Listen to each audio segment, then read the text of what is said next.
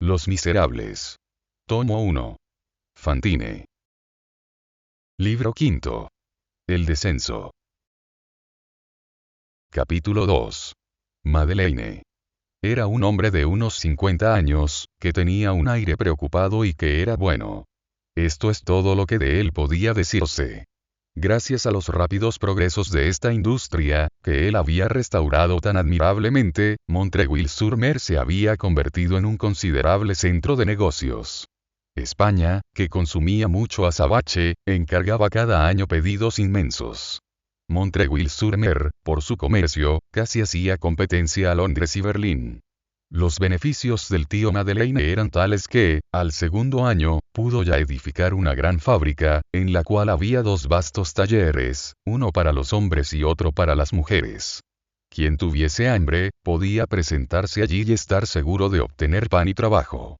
El tío Madeleine pedía buena voluntad a los hombres, costumbres puras a las mujeres, y probidad a todos. Había dividido los talleres con el fin de separar los sexos, y que las muchachas y las mujeres pudieran mantenerse prudentes. Sobre este punto era inflexible. Era el único en el que mostraba cierta intolerancia. Y su severidad estaba tanto más fundada, cuanto que Montreuil-sur-Mer era una ciudad de guarnición y las ocasiones de corrupción abundaban. Por lo demás, su llegada había sido un beneficio y su presencia era una providencia. Antes de la llegada del tío Madeleine, todo languidecía en el país. Ahora, todo vivía con la vida sana del trabajo. Una fuerte circulación reanimaba todo y penetraba en todas partes. La holganza y la miseria eran desconocidas. No había bolsillo tan escaso que no tuviese un poco de dinero, ni vivienda tan pobre que no tuviese un poco de alegría. El tío Madeleine empleaba a todo el mundo. No exigía más que una cosa: ser hombre honrado. Ser mujer honrada. Según hemos dicho, en medio de aquella actividad de la cual él era la causa y el eje, el tío Madeleine hacía su fortuna. Pero, cosa no poco singular en un hombre dedicado tan solo al comercio, no mostraba que fuera aquel su principal cuidado. Parecía que pensaba mucho en los demás, y poco en sí mismo. En 1820, se le conocía una suma de 630.000 francos, colocada a su nombre en casa de Laffitte. Pero antes de ahorrar estos 600.000 francos, había gastado más de 1 millón, para el pueblo y para los pobres. El hospital estaba mal dotado. Había costeado 10 camas. Montreuil-sur-Mer estaba dividido en ciudad alta y ciudad baja. La baja, donde él vivía, no tenía más que una escuela, mala casucha que se caía a pedazos. Él construyó 2 escuelas, una para niños y otra para niñas.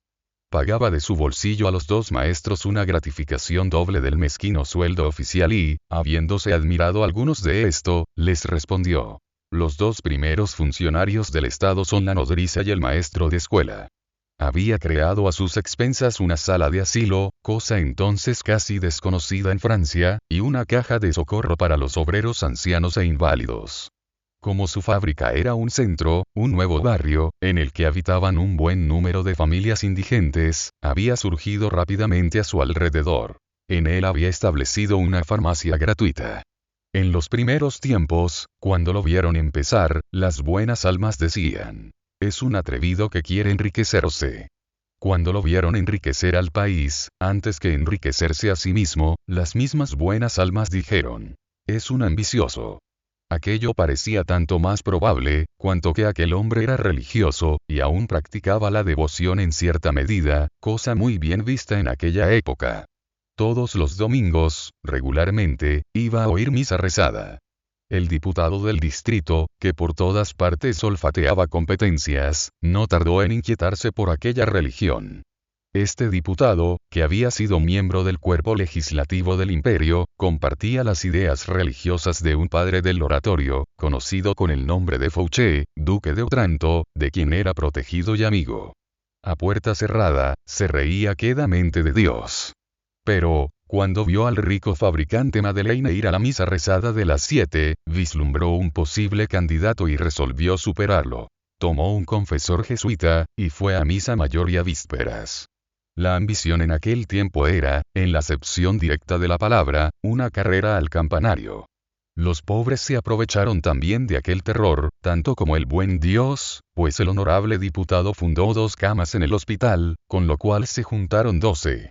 Sin embargo, en 1819, una mañana corrió la voz por el lugar, de que, a propuesta del prefecto y en consideración a los servicios prestados al país, el tío Madeleine iba a ser nombrado, por el rey, alcalde de Montreuil-sur-Mer. Los que habían declarado ambicioso al recién llegado, aprovecharon con satisfacción la oportunidad que todos los hombres esperan para exclamar: ¡Vaya! No es lo que habíamos dicho. Esta exclamación se repitió por todo Montreuil-sur-Mer. El rumor era fundado. Algunos días después, apareció el nombramiento en el Monitor. Al día siguiente, el tío Madeleine renunció.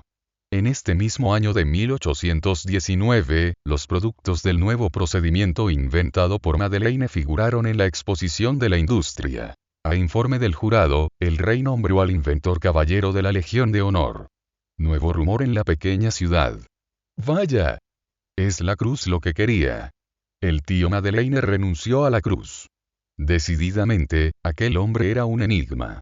Las buenas almas salieron del paso diciendo: después de todo, no es más que un aventurero. Como hemos visto, la comarca le debía mucho. Los pobres se lo debían todo. Era tan inútil que no se podía menos que llegar a estimarlo, y tan afable que no se podía menos que llegar a amarlo. Sus trabajadores, en particular, lo adoraban, y él admitía esta adoración con una especie de gravedad melancólica. Cuando fue considerado rico, las personas de la buena sociedad, lo saludaron y en la ciudad se le llamó el señor Madeleine. Sus trabajadores y los niños continuaron llamándolo tío Madeleine, y era lo que más le hacía sonreír. A medida que iba subiendo, las invitaciones llovían sobre él. La sociedad lo reclamaba. Los pequeños salones encopetados de Montreuil-sur-Mer que, por supuesto, durante los primeros tiempos estuvieron cerrados para el artesano, se abrieron de par en par al millonario. Se le hicieron 1000 invitaciones. A todas se negó.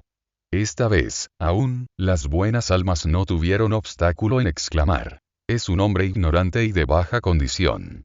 No se sabe de dónde ha salido. No sabría comportarse entre personas de mundo.